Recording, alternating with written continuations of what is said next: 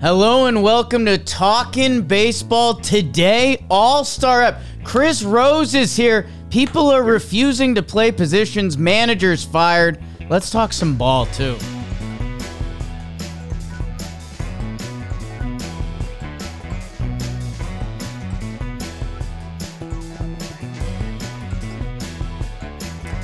Hello and welcome to Talkin Baseball, presented to you by SeatGeek, code Talkin 2025. I am Jake Storielli.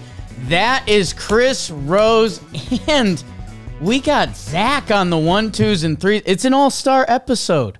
Shout out Trevor Plouffe. The power's out in Calabasas. Thoughts and Chris Rose, how are you? I'm fine. Yeah, you know what is.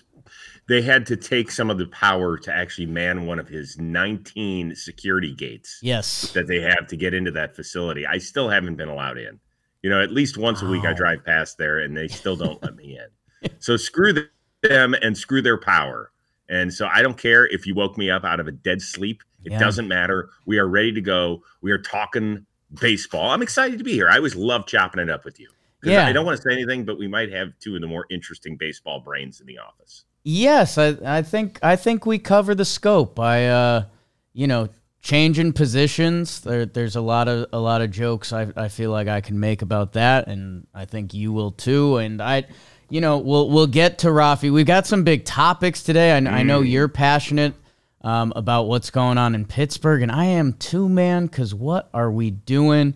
Along with the normal week of baseball that brought, I don't know, some big boy performances as always. So I'm excited to get into it with you, Rosie. It's been Let's do it. May 9th. I feel like you and me haven't even talked ball yet this year. No, we've talked on the phone, but we haven't talked ball at all. And by the way, this is not Chris Rose. This is Derek Shelton with this hat and this gray beard. I was going to say, I didn't. And now looking for work. This could be Derek Shelton. And people are saying I'm kind of looking like Max Fried with this tasteful goatee mustache combination. Well, he's a really good looking guy. So yeah. Sure, let's roll with it. Why not? Okay. Let's go with it. Okay. Let's do some National League baseball then. You got the music over there, Z-Man? Look at that. And in the National League, your Atlanta Braves. I kind of want to hear about you and them, Rosie, because they took 3 out of 4 from the Cincinnati Reds. Man, good pitching performances. Smith Shaver, Sale, Spencer Schwellenbach. Reds, they took the 3rd game in the series. TJ Friedl with the 2 homers off Grant Holmes. Only 2 homers he's given up to a lefty. Otherwise, the Braves, are they playing better? Kind of, an 0-7 start. We'll talk about that a little bit. The Mets continue to win series, and the D-backs continue to kind of lose series in frustrating fashion. We had a fun one that opening night. Lindor and Alonso homer. Snakes try to fight back late, but it's not enough. They win the 2nd game, but the Mets, Juan Soto, don't know if you've heard the internet rumors about him, Rosie. Maybe we won't talk about that. But the Mets win another series. Dodgers, they take care of business against the Marlins. Marlins win that 2nd game. Extra innings. Jesus Sanchez. Augustine's still hitting. Nobody really cares. Hai-Song Kim is up and flying around the bases. That is neat. Freddie and Shohei do what they do in a baseball series. Chris Rose's Guardians, after getting a wild one in that 1st game, 10-9 final. They come back. They roll him in the 2nd game. Daniel Schneemann from the top rope. Insert Guardians player generator. He's been killing it lately. And then they win on getaway day. 8-6 final. Okay. When the Guards score, Giants and the Cubbies. The Cubs have been rolling, but so have the Giants. They take 2 out of 3 from the Chicago Cubbies, including 14-5 in 11. Giants go nuts in the extra set. Cubs won that 1st game. Robbie Ray, might hear more about him later, twirling the pill for those San Francisco Giants as they take another. The Brewers, they take 2 out of 3 from the Astros. Another team I would kind of want to hear from you from, Rosie, because if you take away the opening weekend, it feels a little different, but I don't know how different it felt. Brewers, They take the first two. Framber Valdez, 7 innings, 1 earned run, excuse me. Jake Bauer's all over this series. Love it when a Jake is playing well. They take 2 out of 3. Pirates get swept by the Cardinals, and there's more to talk about there. They fired their manager. Hey, let's give the Cardinals love in this moment because it's going to be a lot of Pirates, unfortunately. Matthew Liberatore, my Italian paisan, 7 innings, 1 earned run. I don't know if he's Italian. Sonny Gray, 7 innings shut. He's done that a couple times this year. Lars Nootbaar with the big game, Mason Wynn. And a series you might not hear a ton about, the Tigers. They sweep the Rockies. Unfortunately, that's a case of the best team in the American League beating up on the worst team in the National League. Doubleheader day got ugly. Tigers scored 21. Rockies scored 3 in the 2 games. Bad formula in Colorado, and it's been that way. Shout out to Cater Montero and Casey Mize for pitching up there. Hey, that is what happened in your National League. Whew. Hey, great job. First and foremost, yes, according to the interweb, Matthew Liberatore does have an Italian background. He has stated that his family has an Italian heritage, and he even mentioned visiting his grandma's for Sunday dinner when she often makes pasta. Wow. So confirmed, even though he grew up in the suburbs of Phoenix. Okay, well, let's get him on that WBC Italy team, baby. Have Vinny call him? Vinny Pasquantino? Me, Nikki Cass, maybe. We'll see. We'll see who they extend the invite to. That's a powerhouse. And also a powerhouse is the DraftKings Sportsbook. The baseball marathon is underway. I can't believe it's already May. And right now at DraftKings, all new customers who bet $5 will get $200 in bonus bets instantly when you use code JMBaseball. From every game until the trophy is lifted and the champagne is popped, they got everything. Same game parlays, odd poos. Download the DraftKings Sportsbook app now. New customers use code JMBaseball. Bet just $5 on any wager and get $200 in bonus bets instantly. That's code JMBaseball only at the DraftKings Sportsbook. The crown is yours. Chris Rose, there's a lot of good National League baseball to be discussed with all the powerhouses. How much better is the NL than the AL? And all these teams are so great. Who do you like? This might be the last talk in baseball that we lead with some Pirates because they fired their manager, your doppelganger, Derek Shelton. They have the second worst record in baseball, if my math is right. And what was supposed to be going into last year's trade deadline, one of the most exciting franchises to enjoy in the sport because of a once-in-a-lifetime pitching prospect, it's now turned into a punching bag again, and really sad for a awesome baseball city. So with that, where do you want to start there, Rosie? Well, I put out a little video yesterday because the firing actually happened after we recorded Baseball Today. And I want to start with this, that even though I'm a native Clevelander and we're supposed to hate the sports fans of Pittsburgh, we don't in baseball. Okay, we're very similar, actually. We hang out in the lower rungs of, salary area, bottom 5 to bottom 7. In fact, I don't think that the Pirates have been outside of the top 5 since 2017. Bottom 5, I should say, since 2017 in terms of spending. This is a total organizational failure. You could take whatever, hand pick your favorite manager right now. I don't know if that's Terry Francona or Bruce Bochy or anybody else that you want to put out there. If you like Dave Roberts or if you don't, whomever. You want to put Bob Melvin out there, I don't care. This is probably the same record you would have. Would it maybe be a couple wins more? Would they have 15 wins? Maybe I'll give you a couple. That's fine. And I understand that a lot of people are hot about Derek Shelton and his decision-making. And I had a lot of Pirates fans push back saying that, yes, he cost us a playoff spot last year. That's bullshit. He did not cost you a playoff spot. Y'all didn't hold a playoff spot last year heading into the trade deadline. In fact, there were 2 teams ahead of you that didn't make the playoffs either. And those managers, I believe, still have jobs. So let's just slow that a little bit. I understand that people don't always love their managerial decisions when it comes to bullpens and sometimes where they play their players, and they screwed up. And I had people say he's totally messed up Jack Zawinski's career. Okay, I'll listen to all that stuff. We are talking about a mole on the ass of a cow. This is there's a much larger problem than just that, because only 4 times since Barry Bonds left town following the 1992 season has this team won at least 80 games. I will repeat that in case I screwed it up. Only 4 times since the end of the 92 season have they won at least 80 games in a season. 1, 2, 3, 4. That is horrific. That is horrific. So is a lot of this on Bob Nutting and his ownership? Absolutely. It's also on Ben Cherington and being unable to develop everyday ball players with this team. And it's frustrating to watch. It's frustrating to listen to. And it's not, unfortunately, I wish I could have some magic words for you. It ain't getting any better.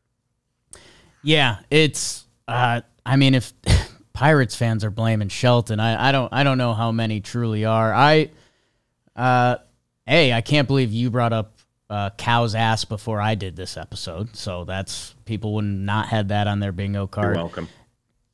Twitter's a very interesting place these days. X, I'm getting more into it. I think if you can eliminate a lot of the noise, it can still be the fun exchanging platform where there can be jokes and information and good baseball and all that stuff.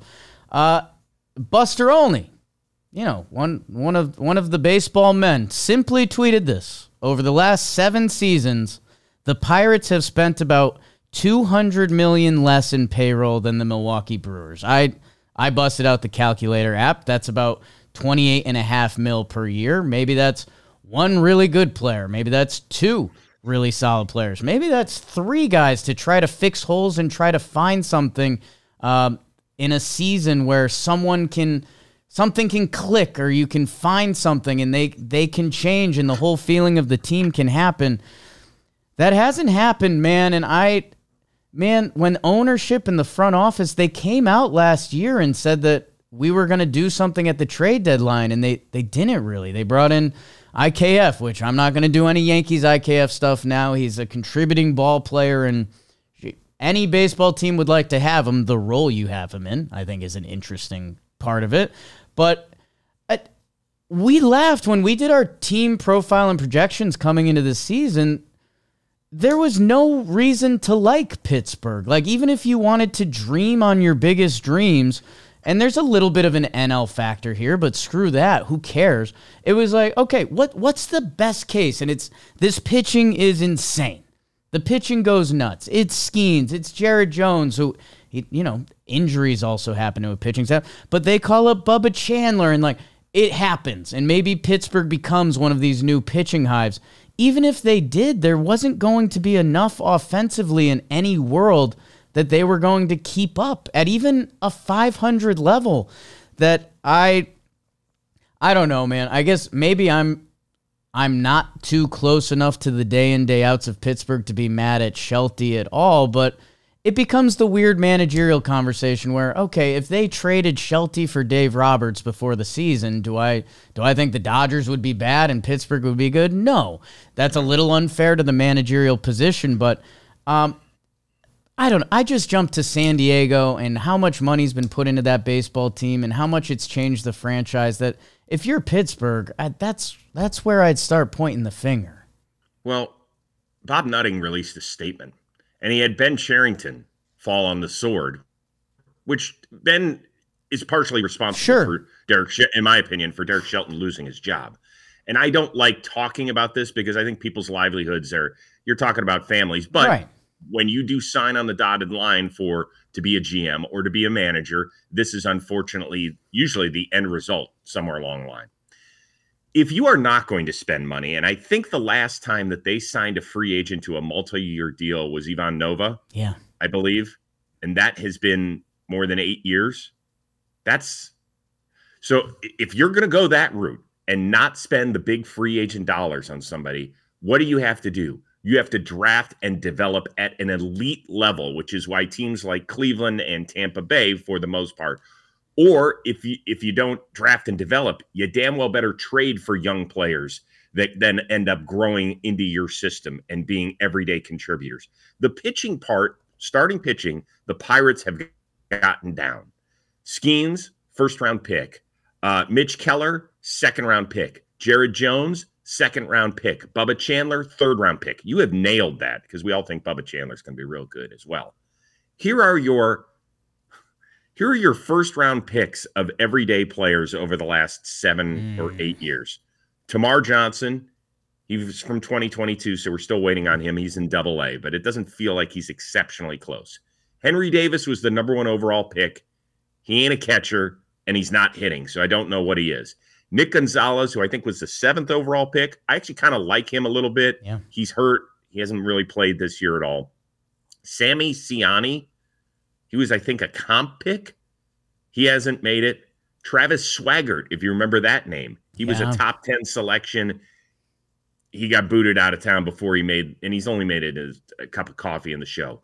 But Johnson, Davis, Gonzalez, and Swaggart are all top 10 picks. To have a zero production, basically, from 4 top 10 picks in an organization that does not spend free agent dollars is an organizational failure. So that's on the talent evaluators. The lack of free agent spending is on ownership and the guy who lost his job as the manager. You tell me if that's a well-run organization. So great points. Yeah, interesting that 2021 draft. I realize it's 2025 and we see teams call guys up quickly. They don't have the guy that jumps off the board from that draft is Jackson Merrill, who was picked 27. So I don't blame the Pirates for that because I could blame 26 other teams. There's a couple other guys, Sal Frelick, Colton Counselor, Matt McClain, but I don't know. That draft pick or that draft still has a lot to find out. And hey, maybe the one thing clicks for Hank Davis, and he's a stud. And hopefully we talk about that in a couple years. But it's been a really tough look so far. A couple other names from that draft, Marcelo Mayer, is he going to get the call soon? But yeah, you need, and like, yes, for Bubba Chandler and Jared Jones. I mean, Skeens, like I'd like to think our current front office on this episode would have made the same pick. That I can't give them a ton of credit for that pick as a front office. Like not to be rude, but yeah, we would have taken him. Well, you know what the worst part of the Skeens stuff this year is? They have a losing record when he pitches. Yes, I mean we can't do it. And I hate piling on. Because I want good things to happen. Have you been to that stadium? Yes. Okay. Yes. It's great. It is a beautiful place. It's awesome to walk across the bridge and be there and soak in the atmosphere. I don't know. I always say this, that ownership needs to speak twice a year, at the beginning of the year and at the end of the year. And then if you make a huge decision, i.e. a managerial change or a GM change, you damn well better get in front of the microphone. Okay, don't release a statement. That's cowardly. It's the only way that the fan base has the ability to reach a billionaire owner. It's the only way. You owe it to your fan. This is different than owning any other business. It's the only one where we put an emotional investment as a consumer into something that you're selling. You owe that to us. So when you make a big decision, don't hide behind a goddamn piece of paper.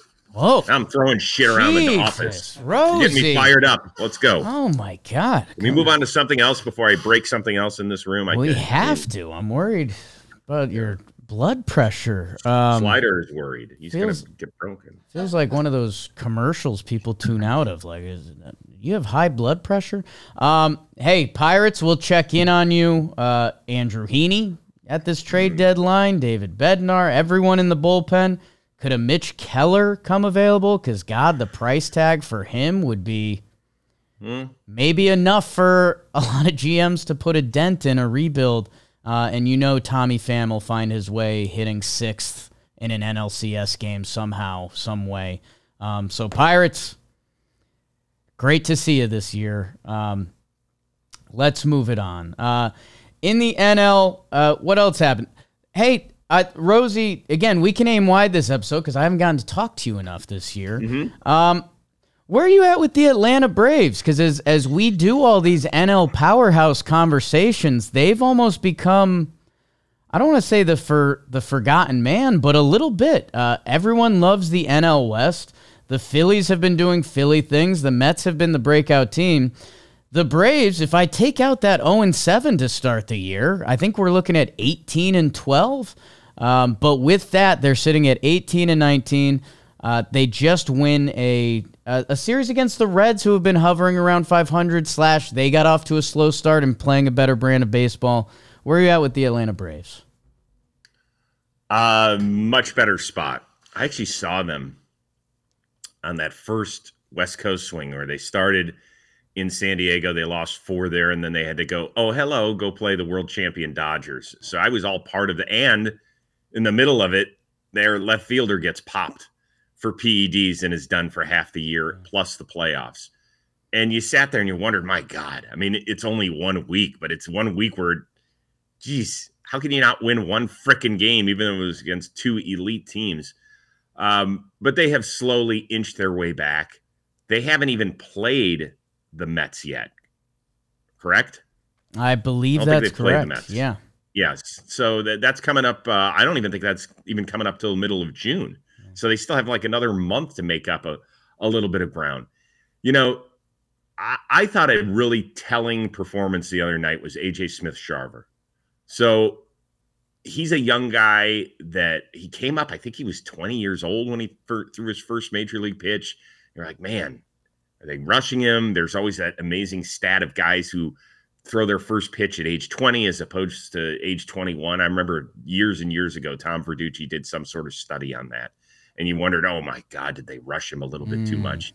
And he goes out and has 8 innings where he was amazing.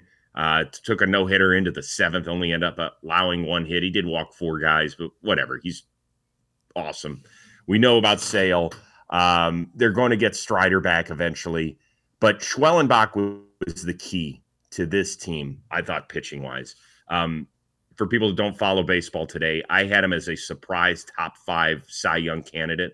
I thought he was going to finish there, and I still feel that way. He has just been so dependable. When you need a guy to give you 6 or 7 innings and keep you in the game when your offense might be struggling a little bit, I think he is the perfect tonic for that.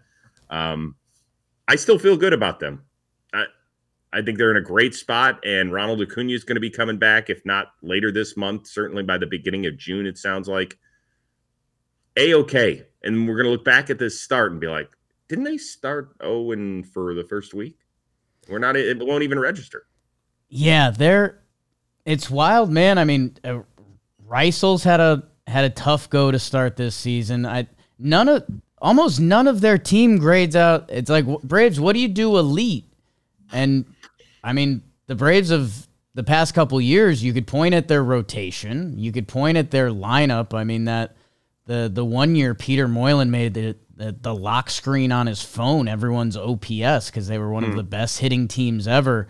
And there's a little bit of missing identity, but it's glass half full, glass half empty season where I think the rotation is going to tick up, whether that's Schwellenbach to the next level or Smith-Shawver or Strider coming back. Like there's a lot of potential there. The lineup with Ronald Acuna, and it feels like Austin Riley's back to being Austin Riley, which is really good for this team. But no one else is putting that nuts MVP and Fuego 2 weeks in. That's going to happen at some point, whether it's Olsen or Acuna coming back. I know you can't. It's baseball. You can't get rid of that first week, but you also can. You also can, and I think it might be coming, and maybe in a week it's going to even feel different because they've got Pittsburgh and the Nationals coming up. Yeah, I mean, if you look at their team OPS overall, you know, they've got a bunch of, like Eli White has been a godsend for them. He actually leads them in OPS at 888.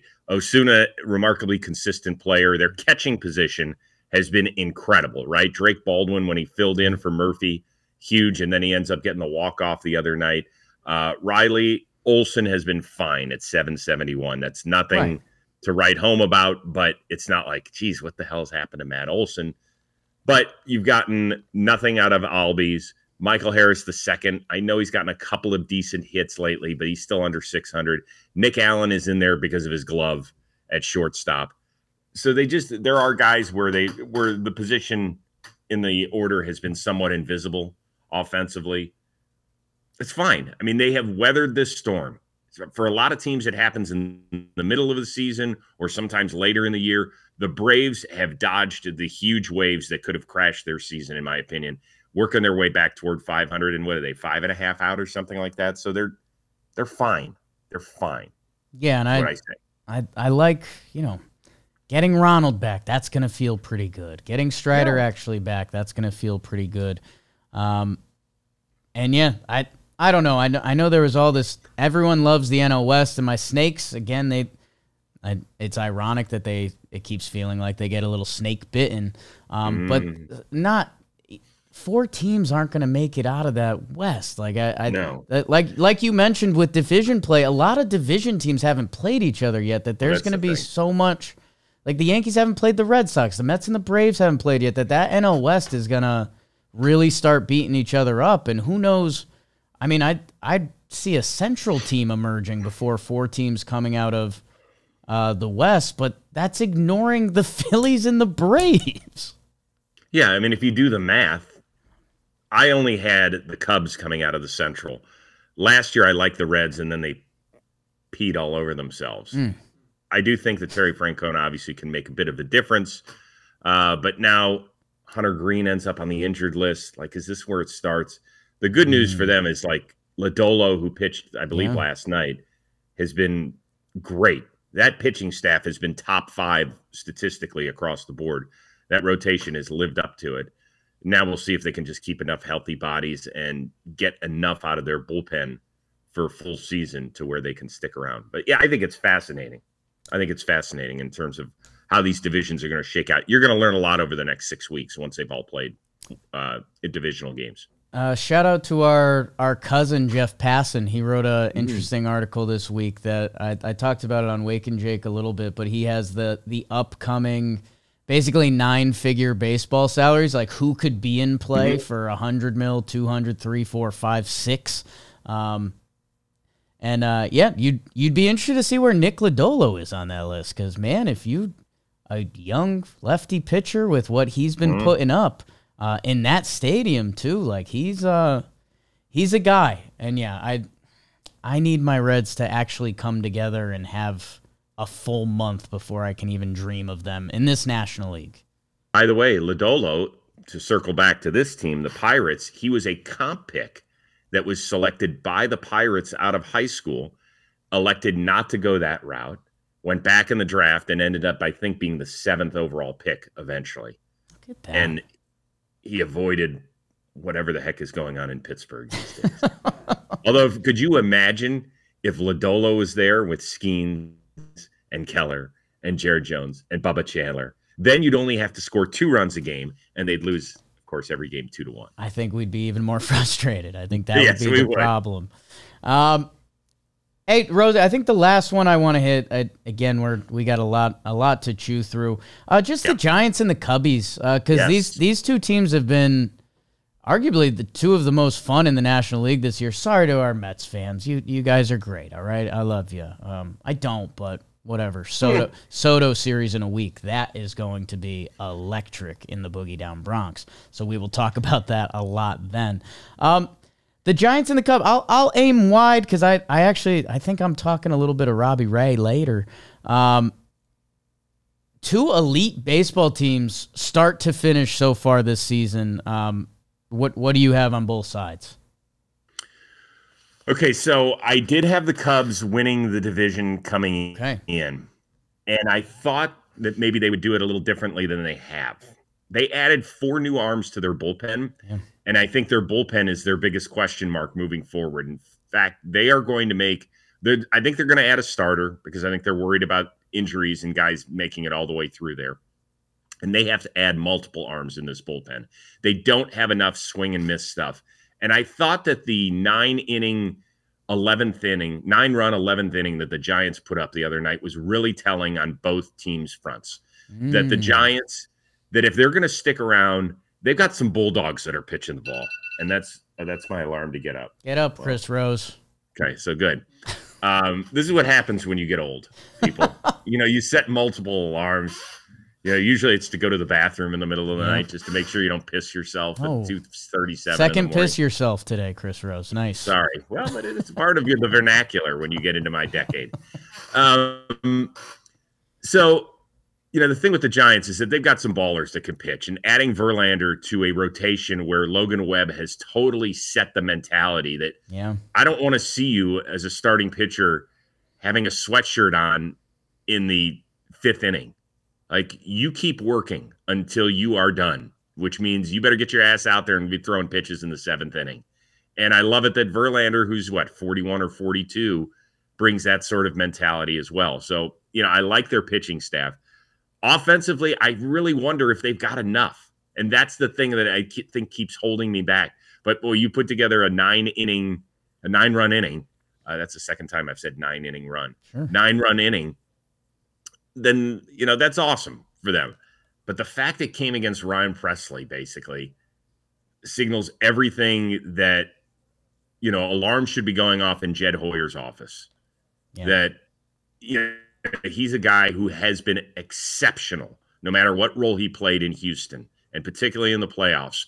But dude has got more walks than strikeouts. He's only got 5 strikeouts so far this season. He doesn't have swing and miss stuff at this point, and they've got to figure out more arms to go get. And preferably somebody who has the experience to close in the 9th inning or the 11th inning if need be. Hey, in today's MLB bullpen, guys find something and something clicks. So again, I will root for a lot of the names I'm about to say with a big but coming. If you're the Cubbies and it's happening, you got Kyle Tucker. Pete Crow Armstrong is living up to all of the hype. Up and down the lineup, it's incredible. The numbers back it up, everything. Guys currently listed in this bullpen: Chris Flexen, Brad Keller, Drew Pomeranz back at it, twirling the pill. Julian Merriweather, Teal Bar, and let's see where Presley lands it. I'm not going to bail on Presley because I've seen him turn it around, and when his stuff is working out of the bullpen, it's really fun. But everything else is happening for you that, I think you nailed it. Cubbies, go address it. Go address it now with whoever's trying to do it, because even sometimes one arm can change the whole feel of a bullpen because you've changed the whole depth chart down there. And with the Giants, man, pitching-wise, I think they might end up being okay because I like some of their guys in the minor leagues still, and I mean, every team's going to need arms, but I would circle if you can fix 1 or 2 spots in that lineup, that whole people could believe in the Giants instead of them being like, hey, there's another good one in the NL West. Well, the other thing about the Cubs is that they are primed to be a trade partner because they have so many assets that are right on the precipice of making the major leagues. They're not 19-year-olds in high A. They got guys that are knocking on the door. And by the way, if you do somehow extend Tucker, which I don't think is going to happen, but if you do, none of the outfielders are going to play. And they've got a bunch of guys in the outfield that are ready to go, that are ready to be major leaguers and start doing this. So I also don't see a problem with trading for guys by the end of May or beginning of June. Why would you want to fight multiple teams? Why don't you try and strike now and tell your fan base, hey, hell yes, we are stepping on it. We're ready to go. I mean, it's been a few years since the Cubs faithful have enjoyed a postseason series. So let's go get it. Yeah. Bullpen's the easiest thing to fix, presumably. Yeah, and give yourself a chance. Whether we saw Miami trade early last year, there's a few American League teams that would get involved. Speaking of, let's hop over to the American League, Chris Rose, because maybe the biggest topic in ball right now, Rafael Devers, but there is also some good baseball as well. How about the American League Central, Chris Rose? Because everyone's winning except the White Sox. The Royals, they take 4. That's right, the 4-game sweep. Boy, did they pitch the whole time. Reagan, Seth Lugo, Waka, and Bubic. My goodness. And that's what's been happening along with Bobby Witt and our friend Vinny Pasquantino. but they can really pitch the ball. The offense hasn't fully clicked yet, but it was enough to get by the White Sox for all 4 games. The Yankees and the Padres, a lot of tension at this office this week. John Boy and Ryan Cohen sit next to each other, and man, it was tough after Monday because the Padres sent Devin Williams back to the bad place. Late comeback win, but the Yankees did it on Tuesday night against that vaunted Padres bullpen, and then they did it on Wednesday too. Yankee fans, from their lowest they've been on Monday night to kind of the highest they've been since opening torpedo weekend, they take 2 out of 3. Max Fried changing people's facial hair. The Mariners take 2 out of 3 from the A's, and that's what they've been doing for a while now. The Mariners are winning a ton of ball games after losing on 11. Jacob Wilson, where are you on the batting title list right now with the walk-off 3-hit day in Game 1? But the Mariners come back. There's Julio. There's Dylan Morley. I love me some Dylan Moore, and I love me some Seattle baseball right now. They take 2 out of 3. The Sox kid, they take 2 out of 3 from the Rangers. My God, Texas, how tough is that clubhouse right now? After they get 6 innings from Evaldi and the offense goes, they give up their third 2-homer game to Wheeler Abreu. All 3 of his 2-homer games against Texas. Bregman's going nuts, and there's Devers. We're going to talk about the whole thing. Phillies, they sweep the Rays, and they get it done in dramatic fashion after getting great starts from Wheeler and Sanchez. They come back late and get it done against Tampa Bay. My goodness, Bryson Stott with the big homer. These Phillies, they're back to doing Philly things. Rays, out of sight, out of mind. The Baltimore Orioles, are they dead? The Minnesota Twins might have just drove the stake through their heart. I'm actually glad Trev isn't here for this because the buck stops here. Byron Buxton hitting homers. Harrison Bader with the big pinch hit homer late. And Brooks Lee, how do you like that? Having a bad day at the office, having a great day at the office. You know how I know? Coach Ballgame was there, and he was loving all of it. So that's fun for the Twins. Orioles, the opposite of fun, and same for the Toronto Blue Jays. Is the East mid? Because the Angels, they take 2 out of 3. Dramatic late fashion. Jorge Soler with the 3-run walk-off double on Jeff Hoffman. Blue Jays salvaged the last game. Dalton Varsho, Vladdy, both with 3-hit days. That's what happened in your American League. And it's all brought to you by Best Western, I think, right, Z-Man? Our friends at Best Western, they've been with us this whole year, and a part of the reason handsome Chris Rose is here. Jolly Olive and the We Got Ice Boys are on the road doing some Best Western content right now in Louisville. And they went, me and Jolly were in Chicago together doing some stuff. The Ice Boys are going everywhere with them. That's because Best Western has 4,000 hotels worldwide. So wherever you are, and for every unexpected turn that travel can have for you, there's a Best Western waiting for you.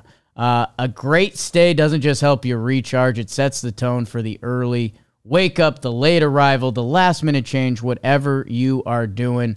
Life is a trip. Make the most of it at bestwestern.com. Whatever you're getting into this summer, whatever baseball road trip, go check out Best Western. Chris Rose. Yes, sir. Rafael Devers is having... man, this is tough. I'm a Yankees fan. Red Sox fans and Yankee fans might be united on Rafael Devers becoming a first baseman. Rafael Devers is not, and the quotes that came out yesterday, and I want to give a shout out to Chris Cotillo, the beat writer for the Boston Red Sox, because last night, it's happening on Twitter, and it's been happening this whole week, because why wouldn't Rafael Devers want to go to first base? And, you know, Cora's got his quotes, Devers has his quotes, the front office, everyone's doing their dance. Last night, it ended.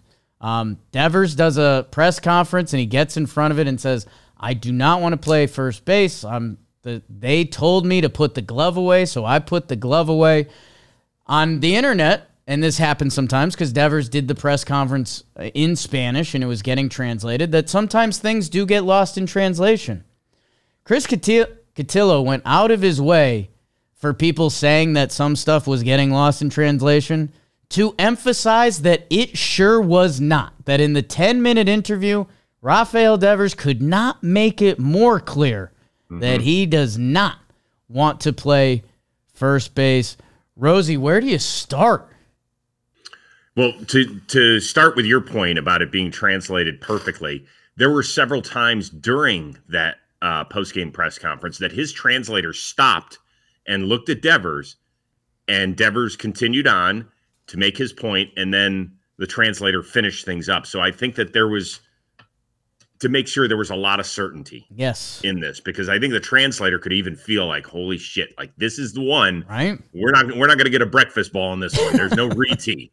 Once we hit it, we're playing it. So I thought that that was great. So to quote some of the stuff that was said, I know I'm a ball player, but at the same time, they can't expect me to play every single position out there. In spring training, they talked to me and basically told me to put away my glove. To me, that is the key part of this. If Craig Breslow sat him down and said, listen, we brought in a guy who's going to play third base. We love you. We love the work you've done here. You're not going to need your glove. It's possible that's the way it was said. But if he did say, put away your glove, focus on hitting, and that is it. Well, that's what the team told him then. And I kind of understand a little bit how he could be pissed off. There are going to be, I would say 90+% of the people that are listening to this are going to be like, well, hold on. They paid him $300 million. If they want him to be the bat boy one day instead of be the DH, then go be the best bat boy you can be. I wish Devers had come out and said, listen, the reason we're talking about this is because one of my teammates is hurting. Like Tristan, it wasn't Tristan Casas spraining an ankle here. Right. We don't know. He might have lost his career. This patella tendon injury for a big man like that, who the hell knows what he's going to look like when he comes back? And he had struggled even this year on the field. And, you know, he had health injuries last year, the whole bit. I wish he'd come out and said that part. To me, that would have at least recognized that one of my brothers is hurting. And that's the biggest part of this story. But it wasn't. So let's move on to what he should do. I think he's going to get traded. I really do. You have to remember that Craig Breslow did not sign off on the Rafael Devers extension. And I think that he is going to piss off Rafael Devers to the point where he says, well, shit, he's a $300 million DH. Do you know how much I could get for him for a team that would love to have him back at third base for the next several years before he really becomes a DH? Here, we don't need him. We got young guys coming up the pipeline. I can get older guys rest. I can get them off their feet. I don't need to pay a designated hitter $300 million. I think he's not sabotaging the relationship, but he is making it so strained that he wants to free up that area financially on the team to go a different direction. That's what I think. Chris Rose, I cannot believe you went there, because I've been daydreaming every sort of different direction, and let's do this now, because the Devers moving to first base, it feels easy for a lot of people that played teams like me, that, you know, the JV All-Stars that are, you know, in our mid-30s and feeling more washed, which with each warehouse games competition we do, to say like, oh, if I'd do anything for the team. That's how I was taught. Like, first base is tougher than it looks. Like, especially with, I know shifts have changed a little bit, but we've added to first base responsibilities. The thing that Devers really has going against him right now is Bryce Harper kind of making it look easy with his transition to first, although at first it wasn't, but Bryce has really leaned into it, and he's been really strong over there. But did Dave Dombrowski go to Bryce Harper and say, put your mid away, go be a DH, and then tell him to go do that? No. This is more than just, hey, why don't you go play a different position? This is, we don't want you on the field. Right. We found somebody that's better. And by the way, that's right, Alex Bregman won the Gold Glove there last year. And even though Devers' defense has improved, he's not Alex Bregman over there. So we can all see that. But we can't use the discussion, well, I would go over there because guess what? I ain't paying top dollar to watch you play baseball, brother, but I will to go watch Rafael Devers. So we have to try and get in his mindset. He's an elite major league player that has been an all-star, that has been a World Series champion, that is a $300 million ball player. So we have to think like him if we can. Don't think like you. So, and I mean, dude, all the personalities in play here, like, you know, Devers should feel the way he feels about himself. He's so good at baseball. He got himself $300 million. The front office switch, you've mentioned that some of those quotes this offseason were very, that was Heim's deal, basically. And weird things have changed. Cora being involved in this whole thing. And there was some funny retweets of him at spring training saying he loves his players talking to the media and being themselves. And it's like, well, here we are. Chris Rose, the trade thing, and I can't believe you started there. I was thinking about it, right? Because they've got all these prospects coming up, Marcelo, and how good does Christian Campbell look? And this Red Sox front office that was getting criticized for not spending money for a while. That we know they look at the business side, and they had a great offseason where they did invest and they locked up Crochet, all the good stuff. I have a team. And I have a guy who can play first base and hit right-handed, which the Red Sox actually sneaky still need right-handed hitters. You get off of the Devers contract, and a team that's been looking for a third baseman upgrade for a long time. The Philadelphia Phillies. Oh, my gosh. Can you imagine the star power? They have Schwarber coming off the books this offseason. So if they don't think Devers is going to stick at third, that could be your DH spot. Devers at a hitter's park has a little more value because he is an amazing hitter, obviously. That, okay, if it was Bohm and maybe you throw in a couple of those Phillies pitching prospects or something like that, the Phillies have been looking for that next step to elevate them in this now crowded NL as they have their core in their early 30s. This is obviously daydream. I have zero sources, but I don't know. It was... My brain just jumped there for no reason this morning, and I was like, whoa, could both sides love this? Well, from the Red Sox standpoint, this only works for a couple of things. Number one, you have to sell to your fan base that, yes, whatever happens in 2025 happens. Do we think we're good enough to get into the playoffs and maybe do some damage there? Yeah, we do. But that's with a wink, wink, because if you do take Rafael Devers out of that lineup, you could say whatever you want about him and emotionally how he's doing. Guy is a damn good hitter when he's locked in, brother. There are few guys that you would rather pitch to, or that you want to pitch to. I don't think we've seen his best yet. He's had these weird seasons where there's a missing month or something. I think his best is coming. I agree with that. The other thing you would have to do is whatever money you save in moving Rafael Devers, and I don't think you would get equal return. This isn't a question of getting the right guys back in the trade. Right. It is freeing up the contract. Right. Number one is you extend Bregman before he hits free agency because he can opt out of the last 2 years. He's got $41.6 million due each of the next 2 years. But the way he's swinging it, he's going to opt out because he's going to want another 150, on top of what he's getting. I would extend him in the middle of the season to make sure we've got that part of the equation figured out. And then at least the fan base and the media up there can see a plan and a pathway for the future because we're like, oh yeah, you just trade Rafael Devers. Right. That's still a $300 million bat you're getting rid of that is in his late 20s. I'm excited. I mean, again, we're daydreaming a little bit. A lot would still have to happen between now and then. And hey, Devers, you know what? Devers is leading the league in this year, which I did not have in my bag. One bold column. Any guesses?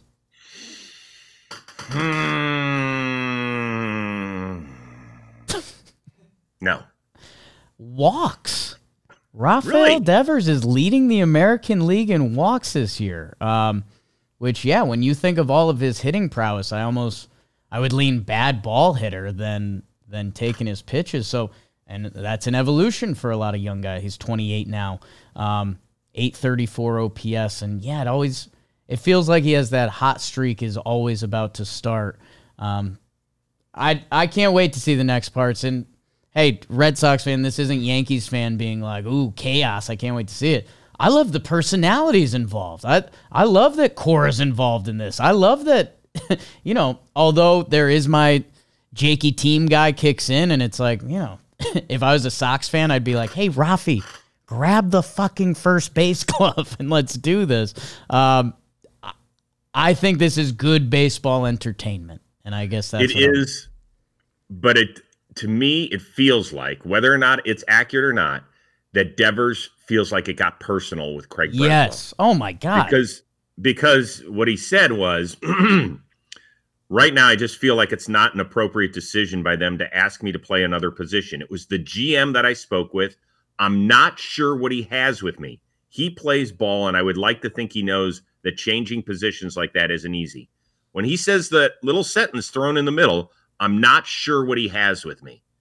That means he believes, whether it's accurate or not, right, that this is a personal stance by Craig Breslow. And if he feels like it's personal, I'm not so sure that that's something that Rafael Devers can get past. Yeah. Right. Once you already know the GM is out there looking for your younger, cheaper replacement in this game. You already know that. But if you are verbalizing it, right, that's a real issue for a franchise and something they're going to have to deal with before it derails the rest of the season. Yeah, and that's a funny scene for every MLB The Show player who wants to be a team GM. Imagine Craig Breslow going into spring training. Hey, Rafi, let's sit down and talk. I don't think you can play third base. And yeah, there's a lot of salt in what Devers is saying, and who knows if that salt is accurate. And who's to say, right? Like everyone's had their feelings hurt. And you know, some people still get mad at their JV soccer coach in a shower once a month because, I don't know, man, coach me a little better and maybe I'd be better. Does that mean that you're taking showers with your JV coach? I just want to make sure. That was there's some news articles you could Google, but a lot of charges were dropped. Thanks. Some weren't. Man, we had some big topics today, Rosie, that I don't even know. We got to highlight some dudes the rest of the way. I guess one last team thing before we kind of keep moving on. Actually, I'll leave it up to you. Would you rather say nice things about Seattle, or would you rather say mean things about Baltimore? If you follow baseball today, you know my stance on Baltimore. I don't want to continue to beat that one, please. I just can't. Good. I can't do it because I can't believe what I watch every night with them. Right. I put them on and I sit here and I shake my head, and it's horrible. So I don't want to do that. So I want to say some nice things about Seattle. Good. I hope people tuned into that series out in West Sacramento. I don't know. You know, it's hard for me to get a feel when I live on the West Coast. It's easy for me because there's like 3 games at night. And, you know, when they're the last game still going, it's awesome. It looks fun up there. I know we've all kind of ripped on the atmosphere. And wait until they play a day game there in late June. It's going to be like playing on the sun. It is going to be so hot up there. I got a feel for these people. But that series was awesome. There was so much intrigue. I thought that Dan Wilson mismanaged the game where he eventually loaded the bases by walking both Langeliers and Blade to get to Jacob Wilson, who we know is going to put the ball in play, and he ended up getting a walk-off hit. That kind of was the tone setter. But, man, the Mariners, good for them. And I hope that Jerry Dipoto adds to the offense. I still want to see him do, but I don't want to see him get like some fringe guy that could help them out. I want to see what shakes loose over the next 6 weeks or so and see which teams are really out of it and which bat could make this team really, really interesting. We had a question on Baseball Today. What one player realistically would you like to add to each squad, meaning the Mariners and the Athletics, to make sure that they kind of stay in contention all year? And for me, for the Mariners, it was Nathaniel Lowe. They're just, I know Rowdy hit a big home run the other day, but I thought that Nathaniel Lowe is a type of at-bat. He grinds out at-bats. He doesn't mind hitting with strikes. He's a great dude in the clubhouse. He's a really good defender there at first. He's got a winning personality. I think that he's the sort of guy that could change, keep keep a team consistent, but they've had an outstanding performance offensively, which is very surprising this year. They've already got their personality at first base in Rowdy, though. You know, I love Rowdy as a guy, but I think it's he and Solano. Solano's the right-handed first baseman, I think, and that's need a little bit more. Nathaniel Lowe has some Seattle energy. Hey, they just made their big ad, Leody Taveras, and he got a big hit for them. Huge one. And that's, hey, they rehabbed Victor Robles off the waiver wire last year. Maybe it's Leody this year. Go Seattle, go. It feels different. 6th in OPS, 7th in runs, 4th in home runs. Like, yes, Seattle, this is what you've been asking for. This is what we've been asking for. Rosie, let's keep it going into our standout performances, and this is special. It's time for standout performances. Standout performances. Standout performances. This guy stood out for Trev. Say what? That was made by the beautiful Rob Scirocco, leaning into some of his old radio days, I believe, but I'm into it. All right. I was wondering where that was from. Yes. And I'm leaning into DirecTV. Today's episode is sponsored by DirecTV, the ultimate destination for baseball. Chris Rose talks about watching those West Coast games. He's watching ball in DirecTV's MLB coverage. That's where you can be watching every team, including your team, from around the league. There's no more satellite, people. It's 2023. You heard that right. Satellite is not required to get yourself some DirecTV and watch the most MLB games. Visit directtv.com/JohnBoy to stream the MLB games from the comfort of your couch or on the go. Thank you, DirecTV. Chris Rose, I asked you to pick out a standout performer. Did someone jump off the page for you? Well, I've got a couple of them. Am I allowed to do multiples, or is this just a singular ad? I'll let you do two. Why not? All right, good. All right, so I've got one. One is a surefire Hall of Famer, in my opinion. Okay. A guest earlier this season on Dugout Discussions, which, by the way, we've got Vladdy Jr. coming up. Wow. So make sure you get that this Sunday. Sweet kid, Vladdy is. Freddie Freeman. Recorded his 350th and 351st career home runs on Monday and Tuesday against Miami.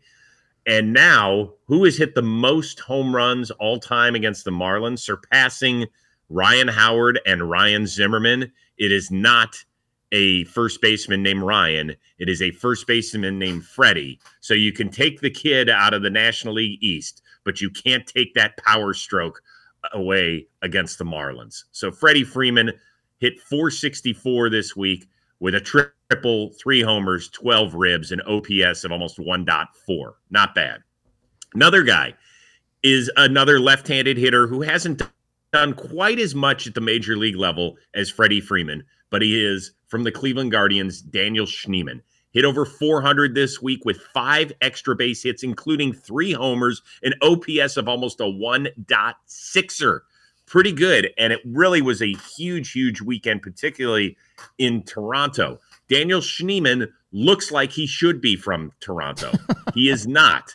He is actually from California, and he had to grind his way to get to the big leagues. I think he made his major league debut at age 28. So he's one of those dudes that I root for guys around the league who it takes them years and years and years to finally realize that dream. He hit that go-ahead grand slam over the weekend where Tom Hamilton had a wonderful call. The future Hall of Famer had an amazing call. And Daniel Schneemann has really solidified things where he has now become an everyday player, whether that's at second base or center field or elsewhere for the Guardians. He's been going nuts. Daniel Schneemann. Yeah, it's a name that doesn't reek of baseball excitement, but he's been one of the best hitters in all of baseball the past week or so. What's our Guardians meter at, Rosie? Way better than the first 2 weeks. I was miserable. Okay. They started off on a 10-day road trip and just looked like dog shit. And that lineup, their 2 best players are 5'8". Between okay. Juan and Hosey. What's wrong with that? No, hold on. I know nothing. All I'm saying is we're not necessarily sending you first off the bus. But actually, at our company, I got to be honest with you. At our company, that might be true. Yeah, they would. Do you hire guys based on height? Like, Yes. I feel like I'm an anomaly. We measure every inch of them. Hey now. So we're not that imposing a team physically. But first of all, Detroit is the best team in the American League. Yes. They are, and they're only going to get better when they get Veerling back. And then they get, who else am I forgetting? Oh my God. I'm having a brain cramp here. From Detroit? Their center field, Parker Meadows. Yeah.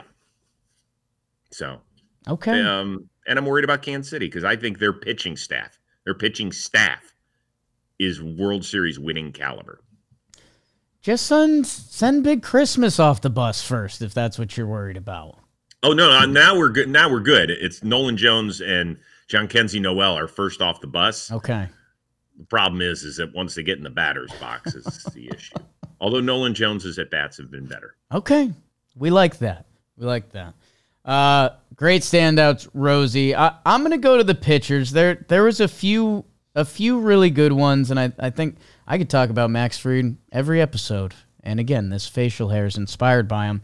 I'm going with Robbie Ray for the San Francisco Giants. We talked some Giants earlier, and Robbie Ray was one of the... He would have been a great spring training is this anything story, because if you remembered, he shared tips and tricks with Tarek Skubal this offseason, and that's always one of those... You hear that and you're like, okay, if Robbie Ray has added one of the best changeups to the game to his repertoire, maybe that matters. Robbie Ray got off to a solid start, couple okay ones out there. He got hit around. He had the walks with the Yankees, which have been a thing in Robbie Ray's past. And then the Phillies, 4 innings, 4 earned, 5 walks, and you're just like, okay, this is Robbie Ray with a 4.19 ERA. His last 4 starts, 25 innings pitched to the tune of a 1.8. The last one against the Chicago Cubbies in Wrigley, 6 innings, 1 earned run. The ERA is down to 2.84. I've always enjoyed Robbie Ray. It was cool seeing that, the breakout Cy Young season, and there was a fun story tied to that. I think the Blue Jays pitching coach was an old pitching or bullpen coach was a pitching guy that Robbie Ray had worked with previously. He's always had the talent. Some of the old strikeout numbers are crazy. And, hey, man, it was just one of those things when you looked at the Giants before the season, and the Giants have had a little stigma since their insane 2021 season that it's like, what are you? Like, the Giants' highlight every year was which free agent turned them down. When they traded for Robbie Ray, it was like, wait, he's got a lot of money on the books. And who is Robbie Ray at this point? It looks like that investment is starting to pay off. And if you want to dream about rotation in playoffs, like Logan Webb, Robbie Ray, and then does the old Bull Verlander have some bullets left? Will Jordan Hicks, what does he look like at the end of the year, or someone else? Robbie Ray could be a massive piece for this Giants team, and I think there's a lot of guys that are coin flips coming into a baseball season. Like, whoever's on your team who's playing way over their skis this year or is playing awful this year, and that's baseball, Susan. Robbie Ray has been great, and if the Giants are going to stay in it, I think he's going to be a big part of it. 2 things about Robbie Ray, and then we'll wrap it. Number 1, he is the first Giants pitcher to start 5-0 in his first 8 starts of a season since the Freak in 2010, which was, if you're a Giants fan, the start of something special. Number 2, do he and Justin Verlander have a tight pant off, if you will, between the two of them? Yep. Yeah, I think they go in and talk to the equipment manager and says, my pants are too baggy. Make them tighter. You mentioned they're definitely, You mentioned that John Boy Media application process. It's very similar to that, and that's how we found Jolly. I'm excited for Giants. How about the Giants and the Mariners? Come on, exciting baseball. Everyone stay up late. Sleep in. You Let's know, go. see some Let's good go. West Coast base. The AL East is blowing it, except the Yankees. There was a lot of guys who stood out, and a lot of these guys end up on our Corona and Fuego. And Fuego is brought to you by Corona, the official cerveza of Talkin' Baseball. You got the clip, Zach? Dirt nasties on Fuego. That means I'm on fire, baby. Like Waco. Rosie, this is normally the only part where Trev locks in for a second, so I'd love if you'd have the honors on this of just walking us through some guys who have been in Fuego of late. All right, so I already kind of, with Freeman and Schneeman, I crossed some signals. I thought that that's where a couple of guys that I should have used. But you're good. In honor of Trev not being here, I will give you two Twins as they have ripped off, I believe, 5 in a row. Yeah. Byron Buxton is a guy, 4 for 10, a couple of homers, 7 ribs, scoring 5 runs, an OPS of a 1.6er. And he's actually he's been doing this remarkably well all season, slugging almost 700 with runners in scoring position, second best in the AL. It's pretty good. Pretty good. Duran out of the pen, last 4 games, 4 innings pitched, 4 saves, an ERA of 0.0 and a whip of 0.75, only 1 walk. To me, that's the key. If you're going to give up some hits, you'll give up a couple of hits. That's fine. But only 1 walk. That is a big, big deal for him. If you want to throw in one guy who we really haven't talked about, we kind of just glossed over the Cardinals and what they've done. Yeah. They swept a doubleheader from the Mets on Sunday, and then they rolled through the Pittsburgh Pirates. Wilson Contreras, welcome back to the show. Yeah. An average of 400 with a couple of bombs and 7 ribs and an OPS of 1.2. So there's a few guys that we want to give the applause to. Per usual. Snaps. Better than Trev. How about the Cardinals and the Twins? What I think everyone was grabbing whatever deadline pieces they needed from these two teams, and here they are. Cardinals are back at 500. The Minnesota Twins 18-20, and that Central is going to be tough. But my God, I talked about if Mitch Keller were to catch a price tag this deadline. Duran, man, God, how many bullpens and pitching lab coaches are drooling over what that guy can do? And I like the Tigers and Royals a lot. The Guardians, as you know better than everyone, Chris Rose, they befuddle me, and they're 22-15. I don't know what they're good at.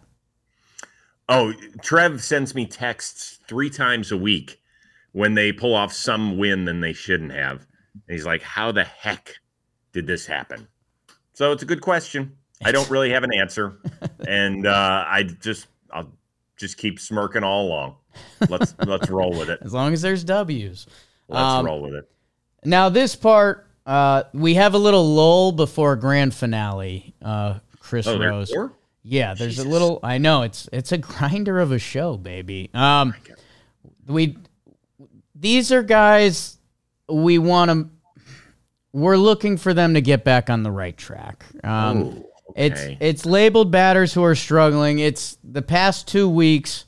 Who's on the struggle bus, and we hope it's a little inspirational. Like a guy like Michael Conforto, 1 for 40. That's an 0.25 the last couple weeks. No extra base hits his last 86 at bats. I'm going to wear this one. I watched one of the early games, and the Dodgers broadcast was like, his swing's kind of like Freddie's. And I was like, ooh, that Conforto all-star inbound hasn't been going this way. Brian Rocchio, 1 for 29, Rosie, is that? Yeah. Well, I will just give you this line. If Juan Brito, who was in the second base competition in spring training, but was left behind when the team went north, if he had been healthy, he injured his thumb. He's out 2 to 3 months. If he was healthy, Rocchio would be in the minors right now. That's how bad it is. 16 at-bats, ending in a fastball without a hit, the longest in Major League Baseball. Pavin Smith, he giveth and he taketh away for the Snakes. He's on a 2 for 26. Oh, my God. Jose Iglesias, 3 for 32. OBP of just 5 with 2 strikes over the last 14 days. That's the lowest in the NL. And never nervous, Matt Mervis, 3 for 29. Well, he gets nervous if it's over 95 miles per hour, an OPS of 178. We dig a little lower before we come out, Chris Rose, because we have to tell the people who went on the IL. Because there's a couple big names. I know, right? I fight back. I'm like, the people don't need this, but it is informative. Yordan Alvarez, hoping for a minimum IL stint. If you're a baseball nerd like us, go look at the Baseball Reference. You'll be shocked to see where his statistics are at. They're hoping it's the minimum of 10 days. Shota with the hammy. Let's see what goes on there. 3 to 4 weeks, but we'll see. You got to start throwing again. Jesse Winker with an oblique for the Mets. Teoscar, left groin for the Dodgers. Andrew Benintendi for the White Sox. Can he ever get on the trade rumor scene? We will see. Not with that contract. Noelvi Marte, 1 month for the Cincinnati Reds. Evan Phillips out of that Dodgers pen. Hunter Green, right groin. Let's see what goes on there, because his breakout has happened, and it's been fun to watch. This is where things start coming back up, Chris Rose. Returning from the IL. Minnesota! Willie Castro, Royce Lewis, baby. Let's go. The Padres were happy to see Jackson Merrill come back. Yon Moncada, welcome back. Here's a yacker for you. Dylan Moore for Seattle. Mike Soroka for Washington.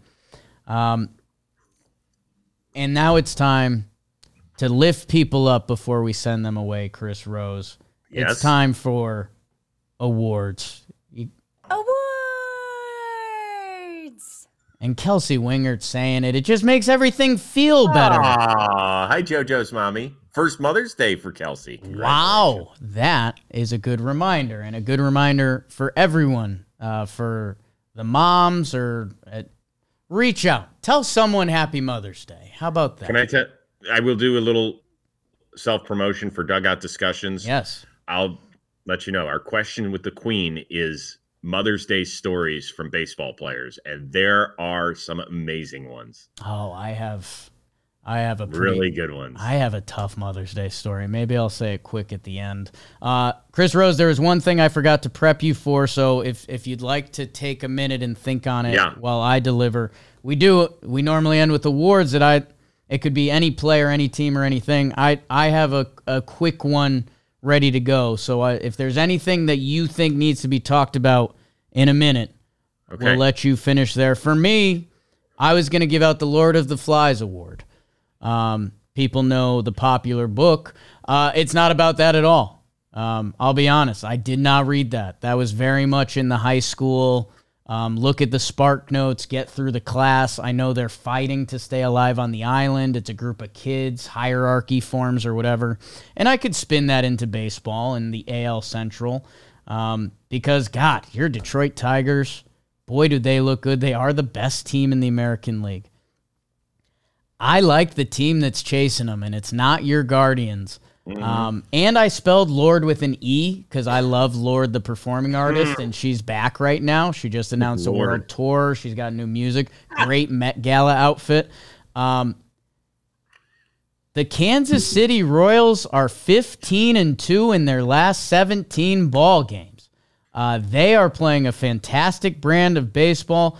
You mentioned the pitching. Cole Reagans. 57 punch-outs are the second most by a Royal in franchise history through their first 7 starts of the season. The only person higher, Zach Greinke with 59 in 09 when he won the Cy Young that year. Rosie, you might have said it better than I was planning on saying it.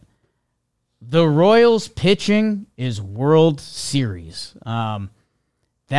That rotation, they are currently second in starting pitching ERA. They are 5th in bullpen ERA.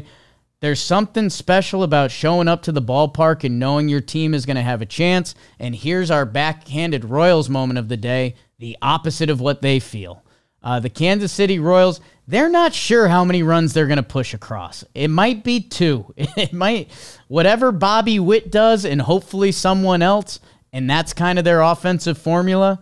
But, God, Cole Reagan, Seth Lugo, Waka, and Bubic, what the White Sox just ran into. And Michael Lorenzen, we've seen him put together good months and good halves. This Royals pitching is World Series, and how they've bolstered it by getting Urseg and Estevez, who had Estevez signing with the Royals this offseason. I really like their bullpen. I really love their rotation. They have an MVP candidate, and they're going to have a couple contributors on offense. God, they really need something else, and I hope this is the deadline we're talking about it. The Royals are really damn good, and I didn't fully put that together until last night. And it starts with the pitching. My God, if they get any hitting, and whether that's Jack Caggs or a deadline piece, hopefully both, we'll never be Royals. I love what's going on in KC right now. You know, everybody was laughing at the American League Central after 10 days. I know. I was laughing. Right? I know. Not anymore, because now that the Twins have started to step on it a little bit, you could say that it is, I mean, it's not on par with the National League West, but it's the next best division. I think you could say that. And that is where my award actually resides, as well as in the American League Central. And I believe the award is, holy crap, I can't believe that this guy is finally earning his money in this city. Okay. And it goes to Javier Baez. Yeah. The first 3 years in Detroit, can I tell you this? I went and covered the Tigers-Dodgers series. So the first one out of the gate in the season. That's where Detroit opened up out here. Because I did Scooble for dugout discussions. I walked into the Tigers locker room, and I was like, I'm looking at all the numbers. I was like, God, who's 28? And Javier Baez walked past me. I was like, I forgot he was here. Yeah. Like, you totally forgot it. I was like, what the hell is he going to do on this team? They traded for Sweeney last year. He's their shortstop. What is he going to be, a utility guy? And then all of a sudden he starts popping up in center field because of the injury to Parker Meadows. And you're like, no, this isn't going to work. And all of a sudden he's tracking down balls. Well, have you noticed he's got 5 straight multi-hit games right now? His OPS is well over 800. The last 2 years, it was sub 600. The first 3 years of his contract, which you'll remember, he signed a 6-year, $140 million deal. The first 3 years of his deal, his WAR combined was under 3. Okay? He's already at like 1.5 right now. And that included a negative WAR, negative 1.1 WAR. Negative 1.1. When you were playing shortstop, that's hard to do. That tells you how inefficient he was in the batter's box. But he is back earning his money. He won't ever be the $140 million ball player that they brought in. But I'm sure for him, there's a sense of pride that, hey, he's got it back a little bit. Yeah, you wonder when the documentary comes out, was it watching the Tigers get hot and essentially Trey Sweeney took the job from him, or was it something in the offseason? Who knows? Because baseball fans watched years of the pitch ninja gifs and what's Javi swinging at and all of that something's happened, and it's been one of the best stories in baseball this year. Because it's almost an episode where we spent a lot of time talking about Rafael Devers, Baez playing center field. Like, he could have said no. Instead, he said yes, and the at-bats are better, and they probably don't win Game 1 in Colorado without his 4 RBI day. He's currently on pace for like a 5-WAR season, so maybe he does play it. He's probably not going to play up to the contract, but that's none of their business right now.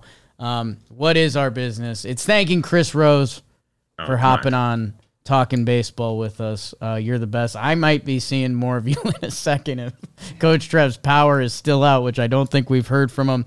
Everyone, comment below. What did you love? And what did you like? No hate today. How about that? You can throw hate in there. That's fine. All right. Throw hate towards Trev. You're right. Not toward Trev. What? He's not here to defend himself. Even better. Happy Mother's Day to everyone. Enjoy the baseball. Watch West Coast ball and watch Central ball. The East Coast is out. East Coast is out right now. Thank you, guys, and we will see you on Monday. This is baseball music, huh? Mm-hmm. Shout out to Zach Esposito producing today. Yeah. Hot. I suck.